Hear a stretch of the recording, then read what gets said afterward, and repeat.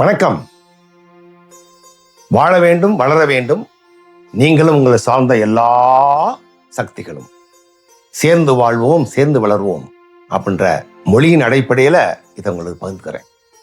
இப்போ யாராவது கேட்டானா உலகத்தில் ரொம்ப முக்கியமான ஆள் யாருன்னு கேட்டால் சில பேர் அம்மா, அப்பா, கடவுள், குரு, ஞானி, பொலிட்டிக்கல் தலைவர் யாரும் சொல்லுவாங்க. என்னையை பொறுத்த வரைக்கும் முக்கியமான நபர் யாருன்னா எனக்கு நான், உங்களுக்கு நீ.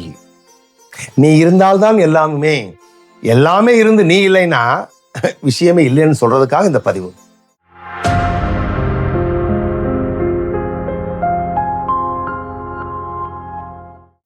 ரொம்ப ஈஸியான அணுகுமுறைங்க.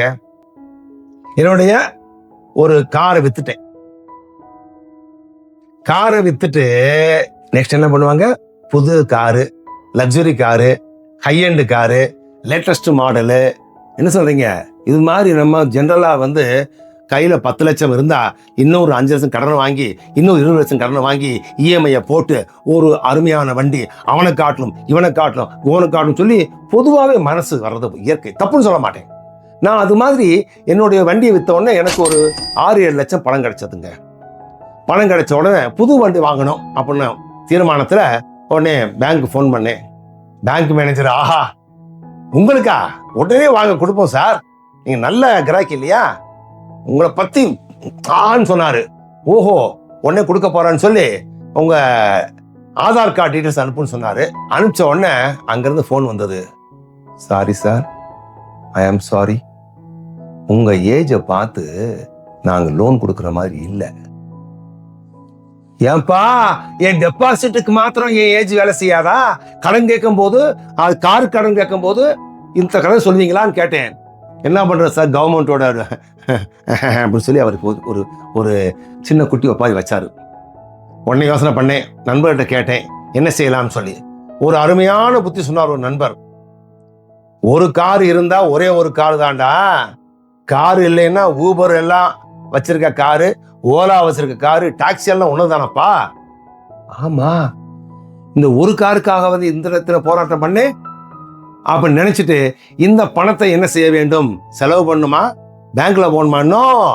என்னை பாதுகாக்கும் ஒரு அருமையான உழைப்பாளியை கூட்டு சேர்க்க போறேன்னு நினைச்சிட்டு ஒரு அருமையான தேவையான முக்கியமான பிரிக்கார்னு சொல்லி ஒரு மிஷினு, கிராஸ் ட்ரெயினர், அதுல நடந்து போக வேண்டிய தேவையில்லை, எலக்ட்ரிக்கல், அது வாங்கி அனுபவிச்சா தெரியும், சாதாரண கிடையாது.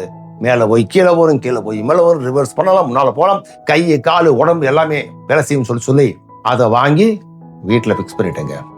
யாரோ வந்தாங்க, என்ன சார் உங்களுக்கு கார் இல்லையான்னாரு. காரை ஓட்டும் இந்த உடம்பை பாதுகாக்கிற காட்டிலும் பெரிய ஒரு கார் வீட்டில் வச்சிருக்கேன் அப்படின்னு. வீட்டுல காரா, வாங்க அப்படின்னு கூப்பிட்டு போய் காமிச்சா, இது என்ன சார், இது என்ன விலைன்னு கேட்டாரு. இது ஒரு 6 லட்சம். 6 லட்சமா? இவ்வளவு காசு போட்டா வாங்குறீங்க? அது இருந்தால் நான் இருப்பேன், கார் இருந்து நான் இல்லைன்னு என்ன பண்றதுங்க அப்படின்னு சொல்லிட்டு, என்னை பாதுகாக்க, என் உடலை வளர்க்க, என் உள்ளத்தை வளர்க்க, என்னை ஆரோக்கியமாக வர்க்கம் ஒரு அருமையான அருமருந்து, திருமருந்து, உடற்பயிற்சி, அந்த உடற்பயிற்சிக்கு கூட்டுக்காரன் தான், நண்பன் தான், தோழன் தான் இந்த மிஷின் சொல்லி மிஷினுக்கு காமிச்சேன். காரு கேரேஜில் நிற்கும், ஆனா இந்த மிஷின் என்ன சுமக்கும்? இரும்புல போடுற காசை இயக்கத்துல போட்டுட்டேங்க. சத்தியம், நம்ம இதுவரைக்கும் பண்ற தவறுகள்ல மாபெரும் தவறு, இந்த உடம்பை வளர்க்கும் உபாயம் தெரிந்தும் பணத்தை செயின்ல, லக்ஸுரி கார்ல, டெபாசிட்ல, 3 பெட்ரூம் 4 பெட்ரூம் வீட்டுல போட்டுட்டு ஒப்பாரி வைக்கிற ஆளுகளை பார்த்திருக்கேன். அதனால இங்கே முக்கியமான நபர், முதல்ல தேவையானது உங்க உடம்பை வளர்க்கறதுக்கு எந்த விதமான செலவு பண்ணோம்னாலும், அது உணவா இருக்கலாம், உடையா இருக்கலாம், உடற்பயிற்சி செய்யக்கூடிய கருவியா இருக்கலாம், செலவு பண்ணுங்க. இல்ல வாக்கிங் போறேன், மழை வருது போக மாட்டீங்க, குளிர் அடிக்குது போக மாட்டீங்க, கெஸ்ட் வந்தா போக மாட்டீங்க, என்ன பண்றேன் நானு? அரை மணி நேரமோ 1 மணி நேரமோ கண்டினியூஸா லேப்டாப்ல வேலை பார்த்தா என்ன பண்றேன்?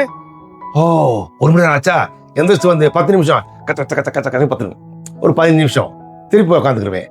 ஏப்பா, காருக்கு இன்சூரன்ஸ் பண்ற, உன் உடம்புக்கு இன்சூரன்ஸ் பண்ண வேண்டாமா? கூடவே இருந்து அடுத்து 5 அடி தூரத்துல இருந்து வான்னு கூப்பிடுற அந்த மிஷின் உன்னை எவ்வளவு நல்லா கவனிக்குது அப்படின்னு புரிஞ்சுக்கிறணும். அடுத்து கார் வாங்குறதுக்கு முன்னால, பிளாட் வாங்குறதுக்கு முன்னால, எதுல இன்வெஸ்ட் பண்றதுக்கு முன்னால உங்க உடம்ப பாதுகாக்கிற ஒரு மிஷின்ல இன்வெஸ்ட் பண்ணுங்க. இந்த பதிவுல சொல்ற விஷயம் என்னன்னா, முதல் முக்கியமான நபர், கடவுளை காட்டில மேலான நபர் நீங்க புரிஞ்சுக்கிட்டு உங்களை பாதுகாக்க எது சரியோ அதை செய்யுங்க. சரிங்களா? ரெடியா? All the best.